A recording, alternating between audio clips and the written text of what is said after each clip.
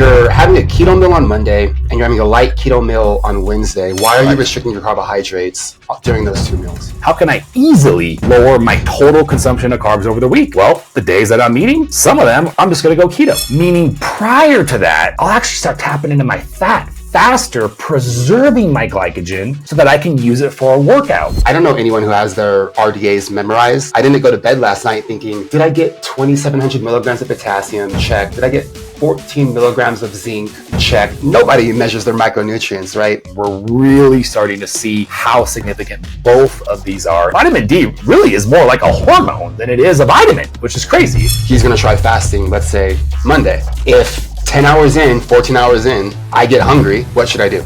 There are supplements that are in the very, very safe category.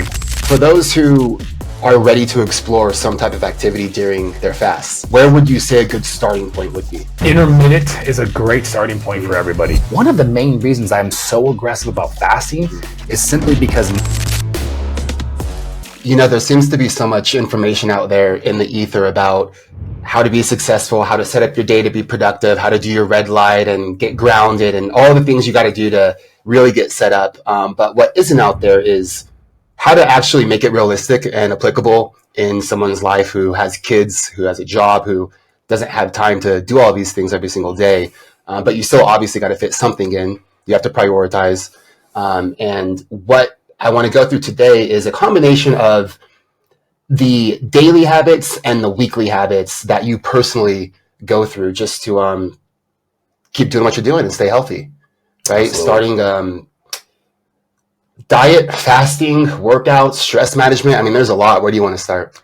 Yeah, let's start with fasting. I think that's fasting. We'll do fasting, then we'll do weightlifting, and then we'll do diet. So now to understand my concept of fasting, I really want to address, because I was thinking of something that I actually haven't said yet enough, is the point that you're making that I think most of our viewers out there would appreciate is the time efficiency, the time management. I would love to do a million things. Tell me what to do. It's not a lack. For some people, it's a lack, laziness, blah, blah, blah. Rule those people out. The other people, I would bust my ass, but I just don't have the time, right? So trust me when I say this, my schedule is as efficient as possible. I think of that as a priority because of the amount of effort that I'm putting towards business and everything else in my life that I don't get to work out as much as I would love to. And I don't get to put as much time towards the optimal health routine, but let's not get it mistaken. It's still extremely important to me. So that's a huge focus that I want you guys to understand with this routine that I'm going to go over. It's getting the most bang for your buck with everything that I do. Okay. So with fasting, there are a ton of health benefits with fasting, right? But one of the big benefits is the simple caloric restriction, right? If we are maintaining weight, we have to be in an energy balance at the end of the week, right? Meaning there has to be a balance between the calories in versus calories out. I have plenty of other podcasts getting into the whole back and forth between that. And the reality is you need your hormones optimized and you need to be in an energy balance. So even if you're not trying to lose weight, you have to be at a balance if you don't want to gain weight. And yes, your body, when it's healthy, will regulate that, but it also can tip in the other scale of gaining weight. So one of the main reasons I'm so aggressive about fasting is simply because my energy balance, to get a balance, I know I'm not going to be able to exercise as much as I would love to. So I simply increase my deficit. I don't eat as much food. Now, there are two ways to not eat as much food. There are two ways to consume less calories. I could consume less calories every single day, or I can just increase my fasting window. So that is crucial. And that's how I can get away with less exercise and achieve the lower levels of body fat that I do year round. So currently, I fast about 48 hours per week, right? Because currently for the next, it's pre-summer time. You know how it is. For the 3 months before summer, I take my already good body fat level and I take it to the extreme, get ready for summer, gain a couple percentage points, and I kind of do that annual cycle. So I'm fasting 48 hours and I do this from Monday evening to Wednesday evening. That's a 48-hour fast. That fast is so aggressive and so potent that I pretty much look at that as the majority of my fat loss for the entire week, and a big, massive caloric deficit. that I can take it much easier for the rest of the week. So 48-hour fast, Monday night to Wednesday night. Now, I also am strategic about when I do that as well, because the weekend is my fun time. And I say that I still work a lot on the weekends, but I am going to balance the weekend with work and fun versus the work week, which it's all work. So I'm telling you guys out there, especially for longer fasts, stay busy, stay productive. You're not going to realize it until you get into your first longer fast where you're skipping dinner that night, but you just earned several more hours of time to be able to do whatever you want. And if you're sitting there on the couch twiddling your thumbs, number one, that gives you a possibility of thinking about food and making your fast harder. But number two, that's just a lack of efficiency, right? You just earned that time. That makes sense. So you're scheduling your fast starting on Monday simply because on the weekend, people might invite you out. You might want to eat certain things. But more importantly, if you're not eating over the weekend, that's just more time to sit around and think about food. If you're doing it on a day where you're working, on a day where you're working out, a day where you have tasks and projects and chores, you're not just sitting there wondering about things that you could possibly be eating. 100%. And to be clear, it starts Monday evening. So Monday is still a full days of eating, but it's a full weekday of eating. When I get to nutrition, I'll tell you, we'll talk about how we separate things, because I eat differently on the weekend versus the weekdays. But Monday is going to be lower carb, because I already ate a bunch of carbs over the weekend. I ate higher calories over the weekend. So naturally, and you guys will notice this too if you pay attention to it, the day after a higher calorie intake, a higher carb intake, you will have lower levels of hunger. That's just a natural response of the body. So I take advantage of that. I get into Monday. Usually it's just dinner that day, and it's going to be keto. I get my protein in. I'll make sure I get 150 to 200 grams of protein. I somewhat count that. It's so easy to just estimate.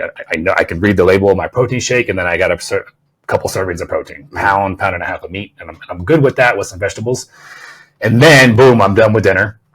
And then, like I said, I'm fasting till Wednesday evening. Okay, so I break that fast, something light on Wednesday evening, and then Thursday, and even so I'll do I'll break my fast Wednesday evening. Thursday is keto, and then Friday is where I get back into the other aspect of that, which I'll talk about when we get into nutrition. Okay, and for people at home taking notes, because I'm sure they are, you're having a keto meal on Monday, and you're having a light keto meal on Wednesday. Why are you restricting your carbohydrates during those two meals? Yeah, so that gets into carb cycling, which we can get into that right now too. Right. So yeah, absolutely. So, and then we'll talk about weightlifting afterwards. So getting into the nutrition side of things, right? So there is a concept of carb cycling. Now, carb cycling, cyclic ketogenic, there's a ton of controversy. There's no real data out there that it actually yields, when compared to other methods, better results. But here's the thing, right? It's the same argument as to whether lowering your insulin levels via ketogenic diet and fasting are better for fat loss compared to non-caloric deficit approaches, right? It's the same argument, right? If it works, okay? So maybe cycling carbohydrates doesn't give you any sort of inherent, advantage when calories are equated for. But I don't know about you, but for me and most of our patients out there, we look at the carbohydrate intake weekly, just like we look at the calories weekly. We're not counting the week, but we're kind of taking a step back and going, okay, how can I easily lower my total consumption of carbs over the week? Well, the days that I'm eating, some of them, I'm just going to go keto. So I simply go keto on Monday and all the way up till Thursday, because I'm not lifting weights those days. So strategically, I don't need the carbs. I'm not performing anything high intensity, right? We'll talk about my rehab if we have a little bit at the end of the day, but the rehab is light. So I consider that light. There's nothing high intense. I'm not sprinting. I'm not doing anything like that. And all my weightlifting's for the weekend. So since I don't need carbohydrates, I go ahead and slip into ketogenic diet. So my weekly carbohydrate consumption is lower, and that will increase my fat burning. We know that without a doubt. The days that you don't have carbs or you have less carbs, you are going to have lower insulin levels. Lower insulin levels puts your body into a more fat burning state. Fair. Now there's a Jonathan out there in a parallel universe that doesn't know you, that's listening to this video and watching and taking notes. To that person, he's going to try fasting, let's say Monday. If 10 hours in, 14 hours in, I get hungry, what should I do? Yeah. So assuming Jonathan is not really tried to push their fasting levels, this is the first time they've tried. They're not suffering with obesity with some more progressive medical conditions, then you need to try. You don't need the medications. You don't need the peptides. Like, give it an honest go and see how well you can do. There is something to be said about mental toughness and mental strength. Okay. So, but the good news is we have those science-backed options for the people that really need them. But if you don't need them, don't use them. And I say that all the time. And if we have time, we'll talk about the medications later. So give it an honest go without it. Now, there are supplements that are in the very, very safe category that will absolutely help make your fasting easier. Currently, right now, it's a little pricey, but my favorite supplement to help is called Unimate. And we'll link to that in the show notes, guys, if you don't want to purchase that. But it's a product from Unicity, and its active ingredient is yerba mate tea, which is a powerful tea that unfortunately just never got popular. It's really familiarized in South America. And what they did, because the active ingredient is cholinergic acid, so they concentrated, super concentrated it. It's about 100 times more cholinergic acid. And if you've ever brewed yerba mate tea, it's very bitter tasting. It doesn't taste good. So they made it ready to go. You don't have to brew. You can mix it in cold or hot water, and they made it taste good. So they just made it 1,000 times more convenient and tastier and more effective. So if you're tight on a budget, I would brew a bunch of yerba mate tea, add some stevia, sip on it as much as you can. That'll definitely be better than nothing. I promise you that. Coffee is also good. Green tea is also good. But you got to limit your coffee intake because the caffeine is too much. So you shouldn't have more than a cup or two per day. So what could you really use up until about the early afternoon, the yerba mate tea, specifically the Unimate. So that would be a go-to to help make the fasting easier. Okay. The last thing I want to go into regarding the fasting is we have different levels, right? We have our intermediates, our experts, our beginners. For those who are ready to explore some type of activity during their fasts, whether that's weight training or just purely cardiorespiratory activity, where would you say a good starting point would be? Intermittent is a great starting point for everybody. So intermittent or time-restricted eating, and really for fasting as a whole, you have to understand the definition of the fasting window versus the eating window, because it can get really confusing, right? There's a 24-hour period in every day, and you're either in an eating window or a fasting window. So that's the first thing you got to understand. And sleep, we count that in your fasting window. So it's really easier to look at your eating window, and we define that as your first calories consumed and your last calories consumed. So for example, the very popular 16-8, what they mean by that is a 16-hour fast and an 8-hour eating window. So I recommend skipping breakfast for most people, although you could certainly skip dinner. And it's funny about that is you'd probably get better results skipping dinner, assuming there was no social component. But that's the thing. There is almost always a social component, and sticking to a dinner skipping routine for most people is very challenging. So, but keep in mind, if that's something you could do, you probably would get better results. So your eating window, 12 to 8, 10 to 6, right? The rest of that day, including your sleep, that's your fasting. That's your fasting window. Okay. So if you've never fasted before, that is a phenomenal starting point. If you can't even get into that on your first couple attempts, don't feel bad at all, because remember, your entire life, you've probably been doing a 12 or a 14-hour eating window. So if you can beat your fasting window by a single hour, and I've had patients like that, take it as a win and continue to progress until you can get into that 16-8. And maybe you can even push it beyond that and go to a 6-hour eating window. That's totally fine too. Once you get very comfortable with that, that's when you can start progressing to the longer stuff. And when do they work out during this period? Both the fasting and the prolonged, if they want to. Yeah, if you're doing just intermittent, it really doesn't matter. There's no change that needs to happen with your weightlifting. It really, really doesn't matter. Your body has about 18 to 24 hours of glycogen, which is essentially complex carbohydrates, complex sugar that is stored ready to fuel your workouts. So at the end of an 18-hour fast, if it's your first time doing intermittent fasting, you'll notice that you're going to be more tired. But I wouldn't stress about it, especially if you have extra body fat to lose. Get out there, do your workout, and it's not even worth getting concerned about the lack of carbohydrates. Don't worry about it. Now, once you get into longer fasting, yes, it matters. So once you start tapping into that 24-hour fast and longer, now you're putting your body into a state where it does not have any glycogen. You can go work out, but you're gonna feel like shit. Like this is going to happen. And so I would advise against it. Now, for the future, which is pretty awesome, when you become very metabolically flexible, which is the state where you've trained your metabolism to become very efficient at tapping into those fat stores, what's really cool here is that your body learns, okay, this activity, I seem to be doing it a lot. I do this activity where I'm throwing heavy things around and I'm burning up my glycogen stores. I better save that. Meaning prior to that, I'll actually start tapping into my fat faster, preserving my glycogen so that I can use it for a workout.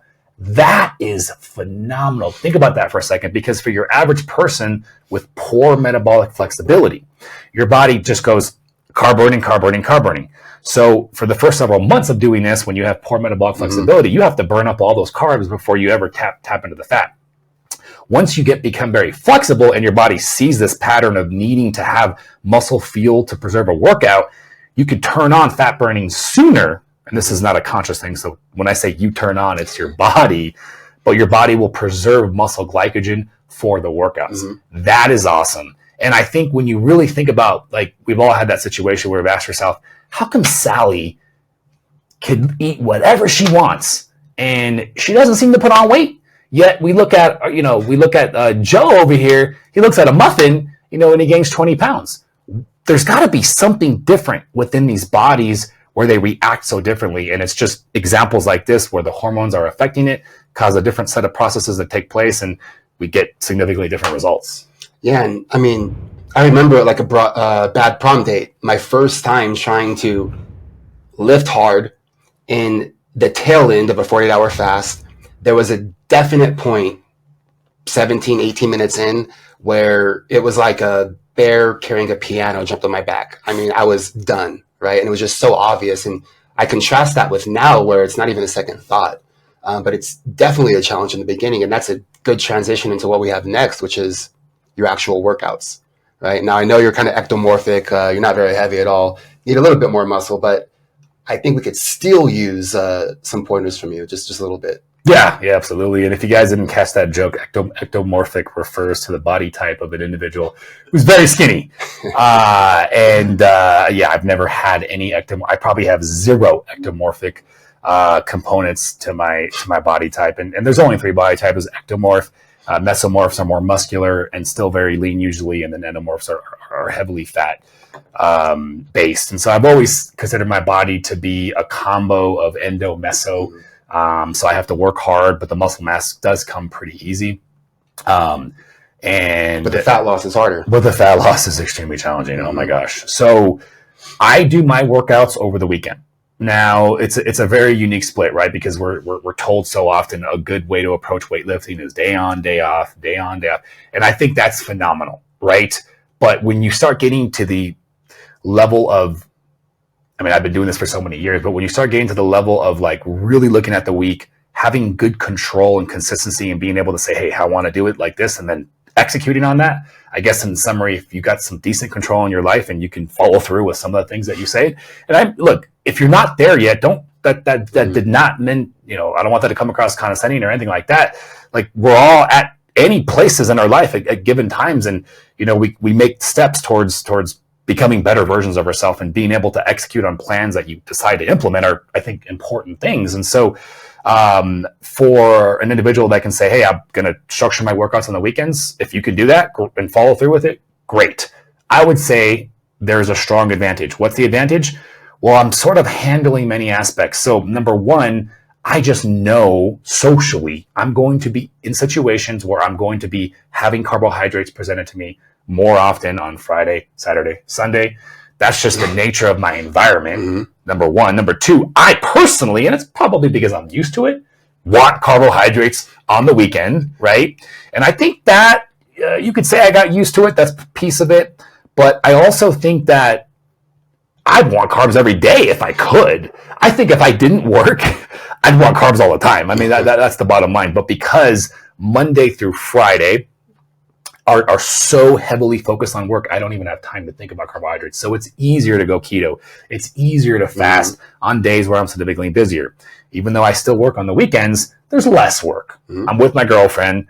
We're relaxed. We're hanging out, we're having fun. And so, yes, there's possibilities for cravings. Well, guess what? Because I structure my routine this way, it's not even a thing where I have to feel guilty at all. In fact, the way I have it set up here is I have to eat carbohydrates on the weekend, or else I might lose some muscle mass. So it's I think it's a genius design to where if you live like me, where you have the ability to get your weightlifting on the weekend, because I do not get it Monday through Thursday, then and you think socially that's the time where you'd prefer to have more carbs, then this could be very advantageous to you. So I split my, I know that wasn't getting into the resistance training, but that was getting into the reason why I do it the way I do. Now I do a basic 3-day split. I take my body parts and I split it into 3 groups. I have legs on one day, and then I take my upper body and split that into 2. Believe it or not, this is kind of funny. I don't think I've told you. I started doing forearms. I've never added forearms into my routine up until about 4 months ago. My girlfriend told me that, without saying it directly, that she wants me to get bigger forearms. So I'm just going to leave it at that. So apparently my forearms were not jacked enough for her. This is a side note, but we talk about the rehab that we do and functional preparedness.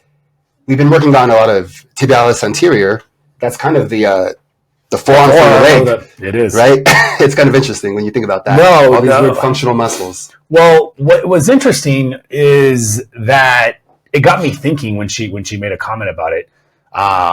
And I've always had a disproportionately weaker grip compared to the heavy weight that I'm lifting. The heavy amount of weight that I'd be deadlifting, lifting off the ground, I've always noticed that it would be my grip that would go. So then I really started thinking, wow, I don't do any grip training.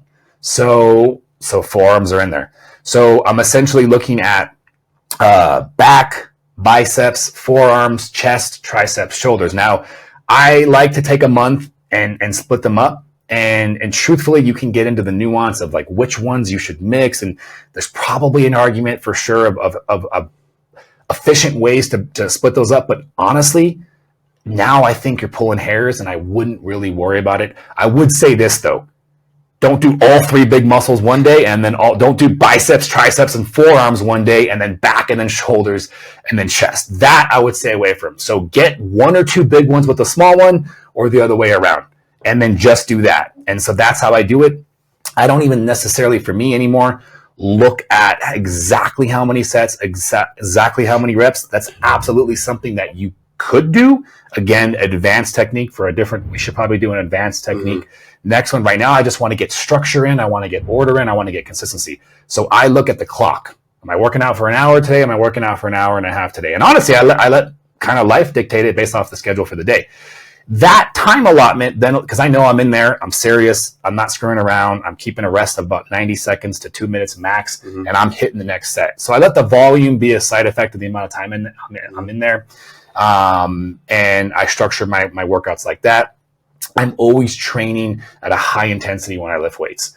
And truthfully, we could do several videos on just weightlifting as a whole. And I know a lot of people don't understand the actual muscle contraction intensity. But long story short, the majority of your results from weightlifting comes from just learning how to actually contract and push the weight and push through pain. So much focus on the reps and the scheme and the tempo and all, and those are decently important, but none of those matter if you're not taking that muscle to muscular failure. And what's so interesting, and I know you know this very well, you'll get some results the first couple of weeks, the first couple of months due to just your body's reaction to weightlifting, but you'll plateau very quickly. And the most important variable that you should focus on is just being able to how to tolerate the pain. Because this has been, I've been lifting weights now for over 20 years, almost 30, I'm trying to think, I'm not that old, but, past 20 years. And so the pain is so second nature. Yep. But for somebody who's never lifted before, when you're going to muscular failure, it hurts. And so trust me and this is where, if you've never worked out before and you're trying to figure it out, a personal trainer for 5 to 10 sessions, just to look at you in the face and say, hey, that burn you're feeling here, that's good. Push through that. That pain you're getting in the shoulder when you're chest pressing, that's not good. Let's modify something. Stay away from joint pain. but endure the muscular pain to the best of your ability and work through that. And you're saying 90-second break. And what volume about your rep range? What is that? Yeah, so I'll probably get about 8 to 10, 8 to 12 sets on my per muscle for the larger groups, not legs. Legs are a little bit different. But for chest, for back, I'm definitely hitting between 8 to 12 sets. Shoulders, about 8 sets. Start getting down to biceps, triceps. I say 6 sets on biceps, but biceps are my favorite one. So bicep is always the first muscle. When I got extra time, I'm throwing in extra sets. I'm not even counting the extra sets on biceps. How big can I get them today? Right. I mean, look, I'm not going to lie. Thomas DeLauer, he's a sexy man, and there's very few men that I say is sexy. And I'm comfortable enough with my heterosexuality to say that. He's got some jacked biceps. And so if there's anybody I think of when I'm lifting weights, it's Thomas DeLauer. And he's fit and everything too, but he's got a disproportionately large bicep. So I like biceps. If someone's pressed for time, which a lot of us are, and they really can't get that hour lift plus get in their cardio, are you a proponent of maybe slightly shorter rests, maybe increasing the rep range a little bit and getting some of that cardiorespiratory challenge as you're weightlifting too for some additional fat burn? Yeah, I think there is definitely something to be said when you start talking about the workouts that shift more towards that higher intensity, lower rest. And we've done those workouts. You tend to gravitate towards those, and I gravitate towards more of this sort of longer rest period, which still mine is still really in the middle, and yours is shorter. But I think those workouts are great, and truthfully, I should probably do more of those. And I should do more of those. I think that's exactly where we're at. So we definitely got to get working out more, but. I think if you're somewhere in that range, I think it's great. If you go too far down the aerobic rabbit hole and you're 30 seconds and you're continuing to hit every single set after 30 seconds, then you probably aren't achieving the same type of response from the muscle that we need for that growth response. Now, remember, when I say growth response, this freaks people out. Growth response can also mean anti-catabolic response. That's what's important. Whether you break muscle down or not is going to be ultimately determined by the caloric energy balance. But when the energy balance is in the right place, then it goes down to the stimulus that you're giving your muscles. When you're in a weight training program, when you're in a weight loss program, if it's working, one of the reasons why it's working is because you are in an energy deficit. So you will always lose some amount of muscle. And so the stronger the growth response, meaning training more like you're trying to build muscle mass, the better the response is to protect the muscle fiber. The more aerobic you go, while it's certainly better than not lifting as much or not lifting at all, I'll take that. It's not as strong of a growth response, and you can get greater muscle loss. And so I think that's important to understand. When you live the flow protocol and you're living the flow lifestyle, you don't need to worry about because the advantage of lifting like that is let's burn extra calories, and that's great. Let's burn extra calories. But when you're fasting the way I have my patients fasting, you don't have to worry about taking advantage of that awesome workout and getting those additional calories burned because you're fasting so much. You got some cardiovascular benefits that we could talk about too as well. So I think it's never good to stay on one, but if you are fasting enough, I think finding a middle ground where you're really getting the growth response, I think is priority. And then you can kind of migrate from there when you hit your goal. Yeah. And just so we don't have a bunch of women out there thinking that we're trying to turn them into She-Hulk, because we are talking about lifting and weight training and building muscle. Do you want to touch on how weight training leads to afterburn, which leads to calorie burn, or how muscle inherently actually boosts your metabolism? Yeah. Oh my gosh. Not to go too far down the rabbit hole, but we've always known muscle mass is significantly important for health. But man, it just continues. The data continues to pour. So literal, strong, direct correlation with the amount of muscle mass you have and all-cause mortality. So you will live longer the more muscle mass you have on your body, period. Looking at obese patients, their health markers, if they do work out, if they do resistance train and cardiovascular train, they have, I wouldn't say that's your substitute for losing weight, but it's certainly better than nothing, right? So it's interesting, right? Like we still need to drop the body fat. We still need to get that down, but resistance training is potent, and working out in general is potent for many aspects. Now, in terms of a benefit to us for other aspects, for women and men, muscle mass is very metabolically active tissue, right? So the more muscle mass you have on your body, the more calories you burn at rest. So that's one of the keys to lasting weight loss, is getting your metabolism as fast as you possibly can. Mm-hmm. And we accomplish this by having more muscle mass on your body. So if you don't prioritize muscle mass, if you don't create that strong growth response, and you lose a lot of muscle mass and you become that, you heard that phrase, skinny fat person, your metabolism is really in the tank, and it's not going to take much to gain weight. And a lot of people end up in a position where they're back to the same weight, but now they have even less muscle mass than when they originally started their weight loss program. And that's a horrible place to be, because your health gets in the trash and in the tank. Your health crashes, is what I meant to say. The more and more your muscle mass numbers begin to decrease. You can find some horribly unhealthy people, horrible metabolic health. Their weight is actually not bad relative to their height. Their BMI is not awful, but their body fat percentage is through the roof. Their muscle mass numbers are so low. They're insulin resistant. They're inflamed. They're not healthy. Yeah. And finally, recovery. That cannot be overstated, right? You can't be in disrepair. You need to afford your muscles enough time to rest. You have to eat correctly, and you have to manage soreness. If you're so sore you never want to see the gym ever again in your life, that's not going to help you get towards your goals any faster. So what do you do personally for your recovery? Yeah, well, the good news is I only live 3 days a week. So by the end of the weekend, I'm definitely sore when I come in on Monday, because I trained for 3 days, but I hit different muscle groups. I only hit each muscle group once per week. And so I have the next 4 or 5 days to heal. Most important thing you do with resistance training to support the growth response and capitalize on your investment of time is the adequate protein intake. Like, that is the most important thing to do. And so a simple formula is whatever your target weight is, or if you're at your goal weight, that's how many grams of protein per day you should strive for. Okay. And it's always whole food is when possible, but supplementation I'm completely fine with if it's a high quality product, and you use that to mitigate what you can't get from whole food. Okay. Quick minute here. I wanted to tell you guys about my free resources to help you guys with your sustainable weight loss goals. I have a free Facebook community where I do weekly live coaching. It's all about helping you hit your goals and maintain your weight for the rest of your life. And I also have a free PDF where I break down step by step exactly what it takes for you to be successful. I'll put a link to this in the show, and we'll see you guys back in the show. Food. Yeah, food. I love food. Who doesn't love food? Man. So let's get specific there.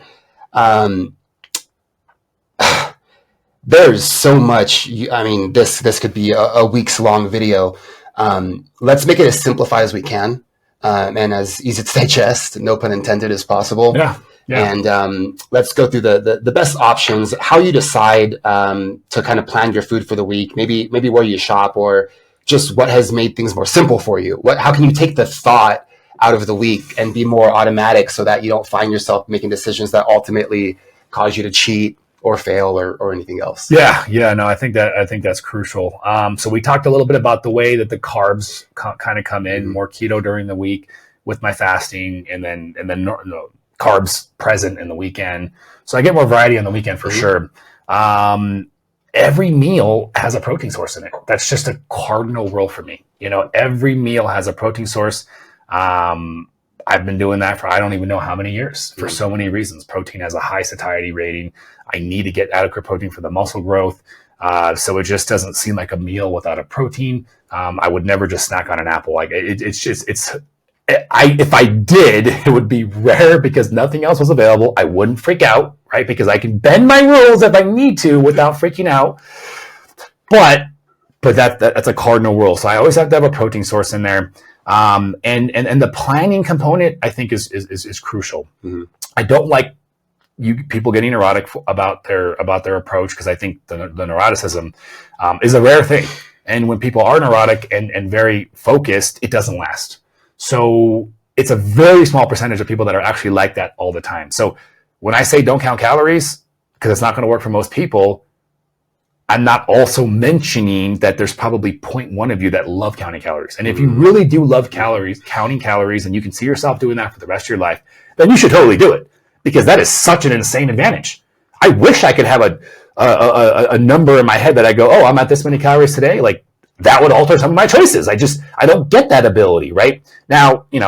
Like I said, I have so much other videos talking about how the body takes care of itself when it's healthy, the hunger cues and the balance is pretty obtainable, but I would still love to see an ongoing number. So that's an awesome advantage. Most of us, though, we're not doing that. So for the rest of us, we got to make these choices to have some sort of control and ensure that we're not eating too much. So when it comes down, so we talked about the carbohydrates, we talked about a nice base protein each week.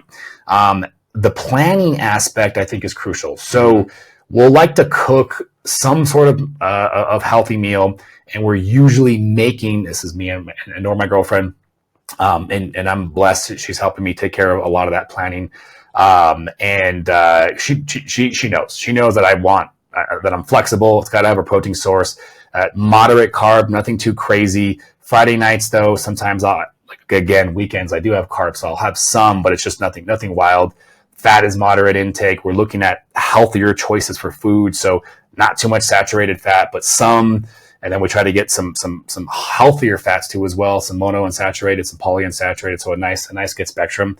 And we purposely make extra so that it goes into a Tupperware. And I'm ensuring, especially after the weekend, that I get to come into the week and I have dinner ready to go. I pull it out of the fridge and it's ready to warm up and it's ready to consume. So I think planning is one big piece. I work from home now, so it's probably a little easier for sure for people out there that have to go to an office, that you have to go somewhere to work. This is where you're going to have to take some time to plan, and one of my favorite, one of my top quotes is failing to plan is like planning to fail. So we really want to ensure planning means, okay, so what's my schedule going to be like? Okay, great. I got this business dinner.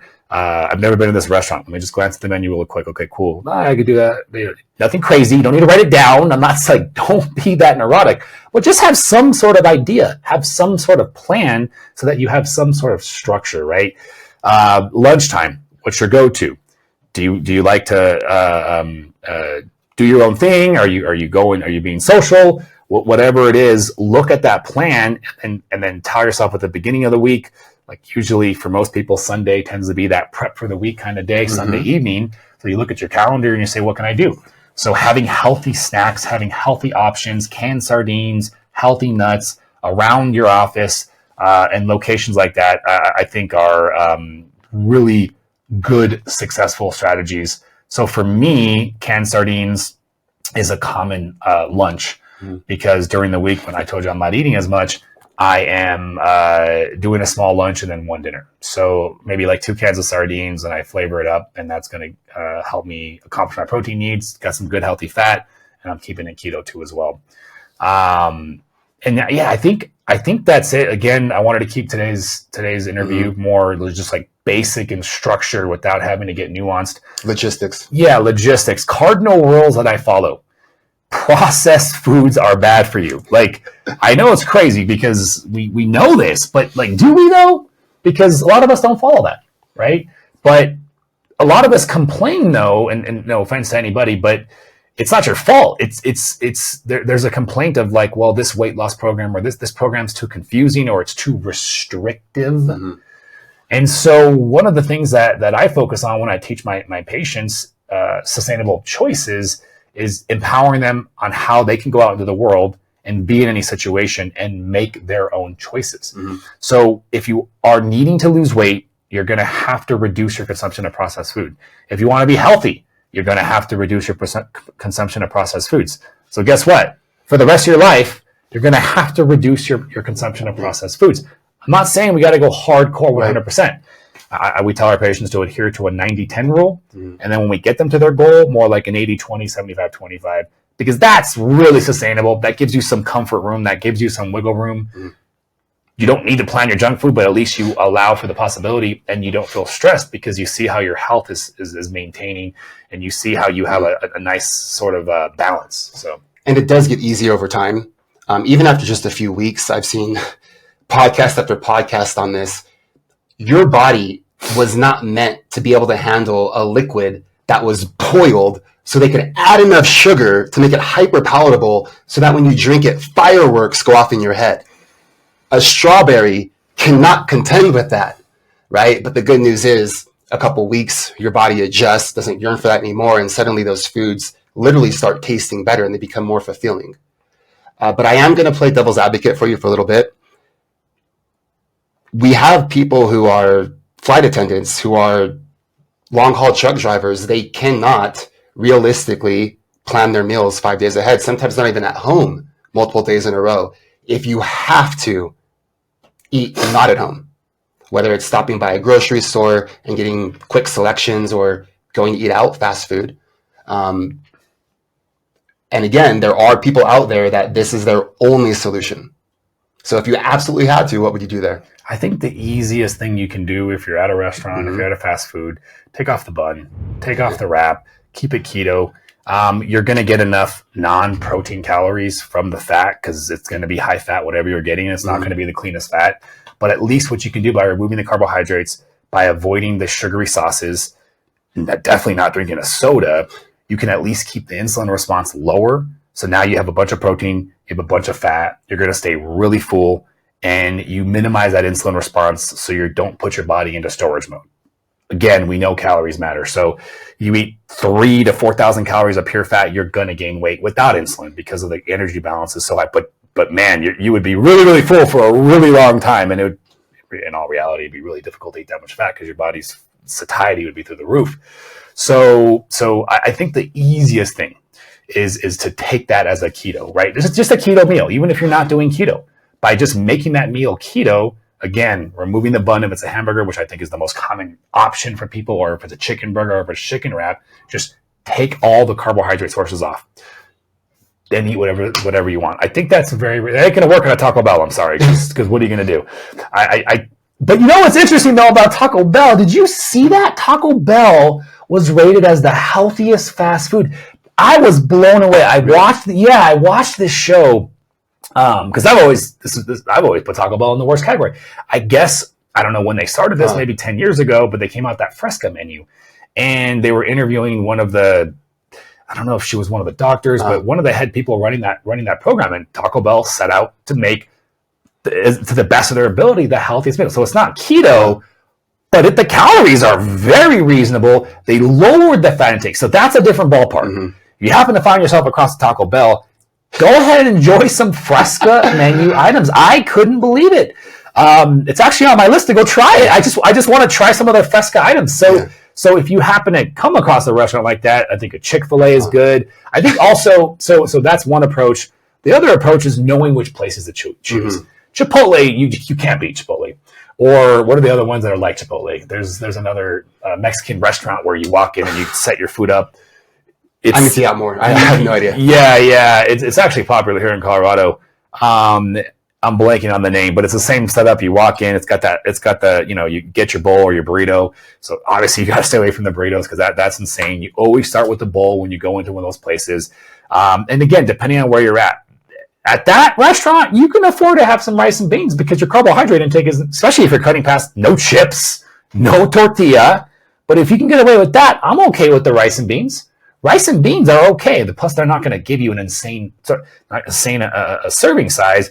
Get those mixed peppers. Those are awesome. Throw on your meat source and then get whatever the hell you want on the other side. The corn, the salsa, some of those creams. Like, I'm okay with all that. That's great because you cut the chips, which, chips, don't get me started on that. And that is my guilty pleasure. I would say chips, tortilla chips, and Oreos are Dr. Jones's guilty pleasures. If I had to choose 2 junk foods that I can only have for the rest of my life, it would be Oreos, tortilla chips. I love Doritos. I love all chips, but for some reason, just good old fashioned, really bad for you tortilla chips with some good salsa. You have to have some good homemade Mexican salsa. And those are so bad for you because not only are they significantly high in carbohydrates, but they're significantly high in fat, specifically transitional fats. And, trans fats are unfortunately the naughty list. Yeah. And we want to minimize those as much as we can. Yeah. So, you know what Micah's favorite, my fiance, her favorite fast food is? What? Taco Bell. The Fresca menu? I don't think that, but the last time I had fast food was about 4 months ago. It was Taco Bell. I don't remember if she was sick or if she had a hard day at work, but she wasn't feeling Ask good. her about the Fresca menu. She's got to know about the Fresca. Oh, she'll be so happy about that, man, because, we haven't been for 4 months for obvious reasons. All right, let's jump into supplements. This is between me and you. I mean, our morning and nighttime routines for supplements, we look like Brian Johnson. I studied the supplement world for about 9 years. I have multiple certifications. What everyone needs to know is it really comes down to bioavailability, bioabsorption, efficacy, and testing standards. But to get specific on what's important for pretty much everyone, especially those wanting to lose weight, those wanting to focus on the final decade and life extension as a whole, let's jump in. Yeah, I think I want to start by saying something first, and then I'll get into my favorite supplements. So despite everything you just said, there's going to be some people out there that said, well, my doctor said, supplements are needed, blah, blah, blah, blah, blah, or I read this, they're not FDA approved. Don't even get me started with that. So look, we can sit here and tell you, and someone else, because there's plenty of practitioners that feel as passionate as us about how important supplements are. At the end of the day, it's going to be your decision. But here's what you're looking at, okay? So, and we're going to push finances to the side, because finances would be the only thing that I would have a conversation about. Mm-hmm. But finances aside, right? The argument that they might not be helping you when we know they're not hurting you, why are we fighting so hard to not take these? Mm-hmm. Think about this for a second. Would you want 10 years ago, when you're suffering with some autoimmune or metabolic disorder with a shitty quality of life, would you rather then look back when we do have the final conclusive data, because we're going to get better and better with our research methodologies and figuring this out, would you rather then look back and be like, oh shit, I should have been taking my damn fish oil like Dr. Jones said, Jonathan said I should have been, but what would you, wouldn't you like, that situation sucks. Like, I'm willing to risk the opposite, which is 10 years from now, we look back, I'm fine, and the data says it was a waste of money. Okay, well, couple $100, a year, times that by 10 years. Okay, so thousands of dollars I threw out the drain.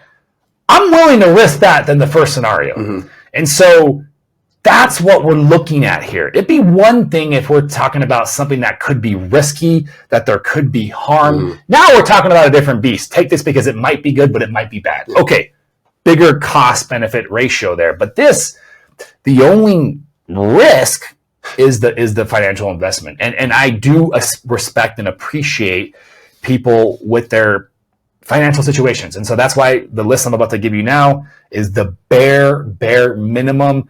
Everything else after that, you can segment that into situational needs, mm-hmm. but these are the absolute, and I'll even give them to you in order, which is difficult to do because there's so much nuance between person to person, but I'll give you the order of what you should be taking for optimal health.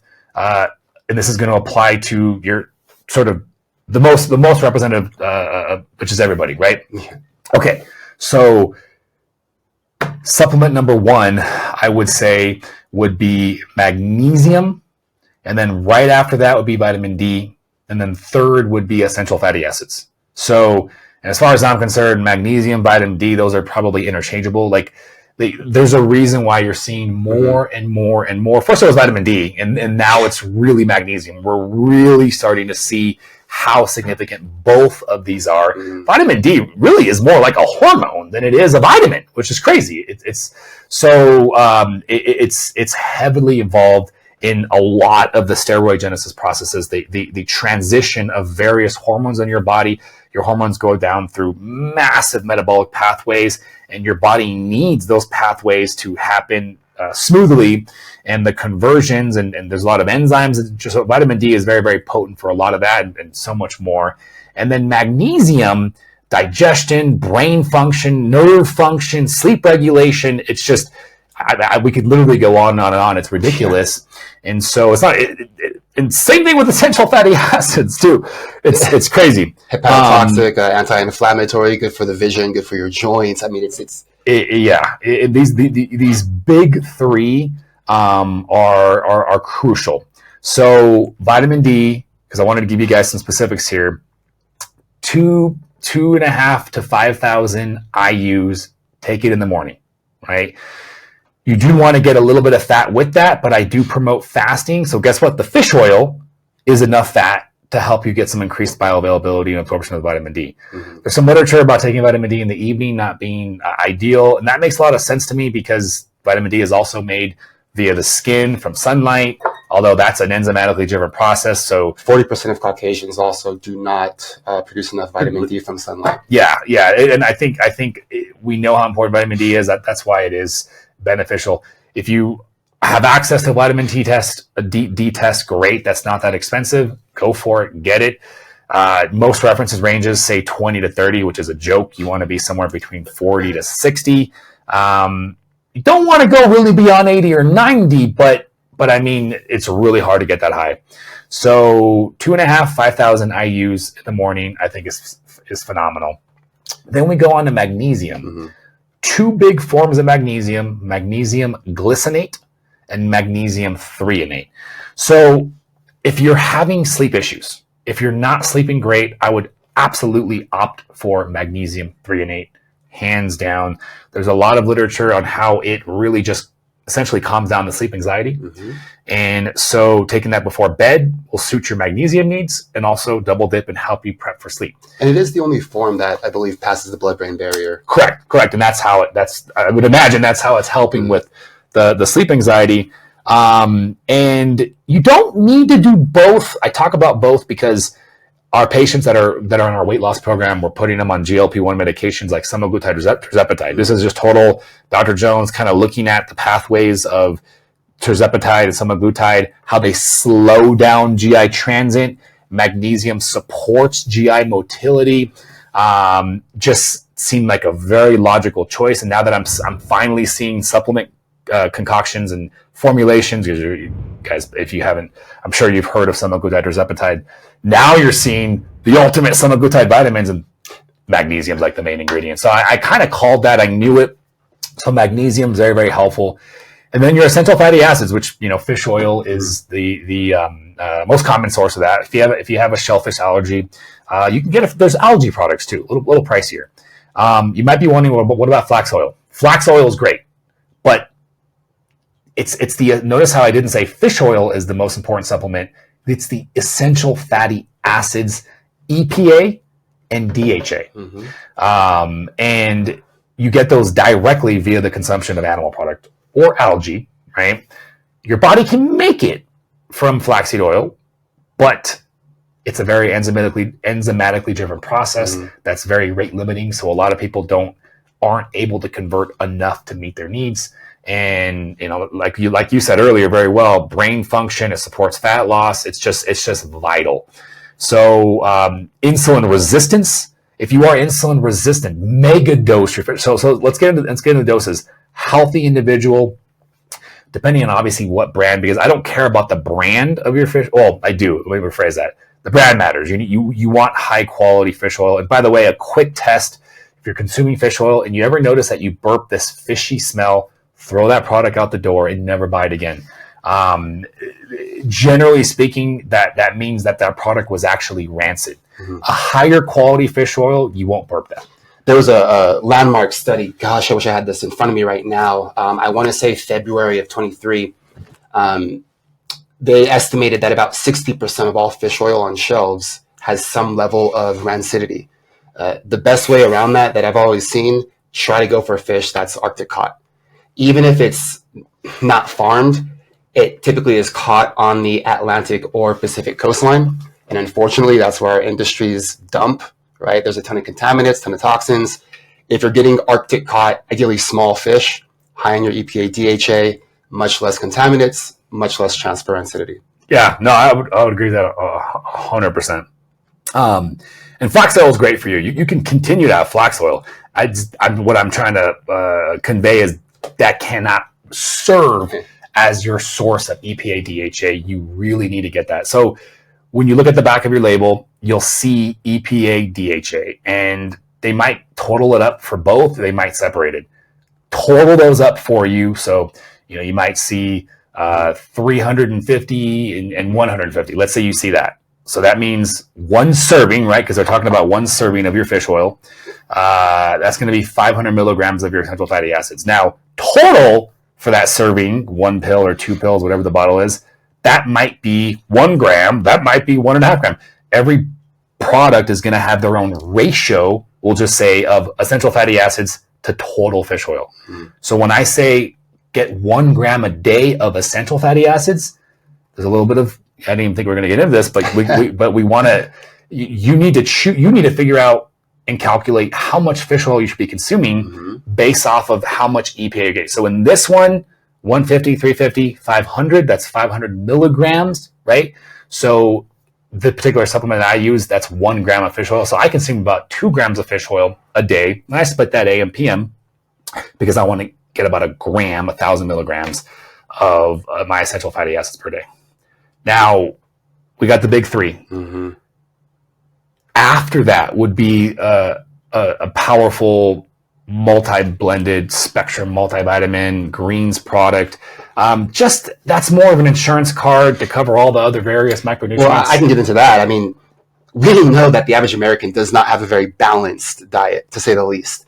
And on top of that, even people in our circles, I don't know anyone who has their RDAs memorized. I didn't go to bed last night thinking, did I get 2,700 milligrams of potassium? Check. Did I get 14 milligrams of zinc? Check. Nobody measures their micronutrients, right? And so a multivitamin is just a simple way to fill the gaps. Yeah, 100%. Right? And a greens product, just so you know, will serve as your multi. If you can afford greens, because now you're paying 4 to 5 times the price, it gives you a lot more than you get some probiotics, you get some prebiotics, you're getting your micronutrients, the bases like the vitamins, the minerals. You're getting usually some mushrooms. You're usually getting some adaptogenic products. I mean, it's just a really awesome product to take. If you can afford that in the budget, again, multivitamin can serve a good purpose for you too as well. And then, you get into the situational products. If you have an autoimmune disease, I would say at that point now, with an autoimmune disease, curcumin and resveratrol, or some other inflammatory condition, curcumin and resveratrol make their way up there as important as the first 3 or 4. It's really tough to say more important, less important. So either on the same level or just a notch down. Curcumin and resveratrol are a powerful, potent, probably the most potent supplemental based anti-inflammatory approach you can get. A lot of people know about curcumin, turmeric, but they don't know how it actually gets a synergistic enhancement from adding the resveratrol to it. So you're definitely going to want to need that if you're an autoimmune patient. And then the last one I'll go over is, because I know we're out of time here, is electrolytes. This really, if you're fasting and if you're following me and you're living the lifestyle that I preach, you're going to be fasting. And intermittent fasting, I'm not too worried about it. I think you're going to get enough electrolytes from your food. You might not, though, and that's another question. But once you get into the 24-hour or longer, not only do you need 1 to 2 servings of a good sugar-free, calorie-free electrolyte product, our favorite is Dr. Berg's, but you should also add, a lot of people forget this part, you also should add an extra 1/8 to 1/4 teaspoon of pure salt, Himalayan or Celtic, because you get extra minerals there. But those electrolyte products are not intended for a full long day fast. They're intended to complement a person's eating, which is usually devoid in potassium and already salty. So the sodium content's actually really low in electrolytes, in sodium specifically. So can be problematic if you're taking those electrolytes and you're not adding additional salt on the days that you do your long fasting. And everything you've heard about salt being bad for you, throw that out the door. Look, if you are poor metabolic health, overweight, obese, high blood pressure, take a bunch of salt, yes, you will situationally raise your blood pressure a couple points. But we're not talking about people in that category right now. And if you are in that category, then monitor your sodium. You don't need, high sodium is a problem, but sodium is so essential. Your body, you would literally die if you don't get enough sodium. And the problems that arise from low sodium intake, I think, are much more concerning than what might arise from putting down too much salt. Okay. One more question. So we have our first tier, magnesium, vitamin D, fish oil. Then we have kind of our second tier, our multivitamin, our probiotic.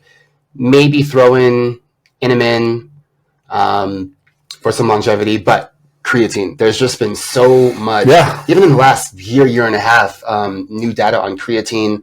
The fact that you can take it daily, its long-term effects, its positive effect on hydration. Do you recommend pretty much everyone, if it's affordable, especially if they're active, that they take creatine? Yeah, I'm glad you brought that up. Counter to dementia. I mean, it's wild. It's crazy. It's crazy. So creatine monophosphate does some similar stuff in our body as ATP, which is adenosine triphosphate. So the most basic molecule after you eat food, and it's converted through a ton of various physiological processes, the final product that actually enters into what we call the electron transport chain and becomes energy for us is ATP. And literally what happens is ATP, which adenosine triphosphate, 3 phosphate molecules, there's a bond between each phosphate, and that bond contains energy, and that's the energy that we can finally use. Well, creatine monophosphate, same thing. There's a bond. And so creatine can enter that cycle and supply us with energy too as well, which is why athletes love it, because it gives them, because it enters that part of the cycle, which is that very powerful, explosive, short burst activities, which we should be doing more of those anyways. We know how much more beneficial that is for us for our health. But yeah, all these other things too as well is fascinating too. The brain health, I think brain health for me was the tipping scale, because my goal is to become superhuman, and anything I can do to optimize my brain health to me is an invaluable investment. So right, man, there's so much more. There's the rehab, there's the stress management, postural correction, and biomechanics. And I think we need another day. Yeah, I think we need an episode 2. Yeah. I think we underplayed that. How about we'll do this? We'll call it out right now. The second part of this show. This particular episode, we'll do sleep optimization. I didn't get into that. Jesus. Sleep optimization, stress management. What was the next thing you said? The rehab you're personally doing. The rehab that I'm doing for my knee everybody can do. Okay, perfect. Yeah. Mechanical fixes just to prevent things that happen from daily movement, long-term things like kyphosis. So there's a lot. Perfect. All right, well, there we go. So we'll see you guys later. Thank you. If you guys found this informative, then you're going to want to click this video right there. It's a continued explanation of what you learned today, guys. Knowledge is power, so let's keep this going. We'll see you later.